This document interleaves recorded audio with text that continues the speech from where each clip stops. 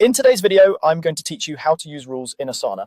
If you're tired of repeating the same clicks every time a task moves forward, rules are your friend. They let you automate routine actions so your project stays organized without constant manual follow-up. Start by opening the project where you want the automation to live. Rules are scoped to the project you're in, so make sure you're inside the exact board or list where you want tasks to react automatically.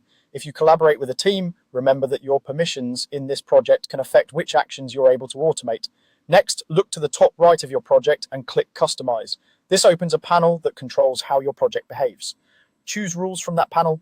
You'll see options for building automations that respond to changes like task creation, field updates, or movement between sections.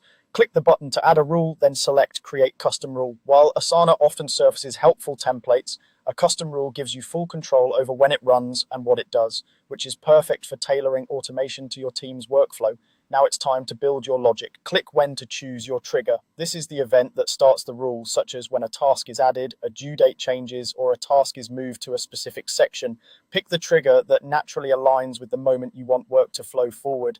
If you need to narrow it down, add an optional check if condition. Conditions help you target only the tasks you care about. For example, tasks with a certain assignee, a specific custom field value, or a particular priority. This keeps your rule from firing on every single change. Then choose your action or actions with do this. Actions can assign tasks, update fields, add comments, move tasks to sections, set due dates, and more. You can stack up to 20 actions in one rule, which is powerful for multi-step handoffs. As you add actions, think through the order and make sure they don't conflict, like overwriting the same field twice. When you're happy with the setup, give your rule a clear descriptive name and click Publish Rule. A good name makes it easy for teammates to understand what the automation does at a glance, and it helps you manage multiple rules later. That's it. Once published, your rule will run automatically the next time its trigger occurs, keeping your project consistent and reducing manual work. Use this approach to standardize your team's process and free up time for the tasks that truly need your attention.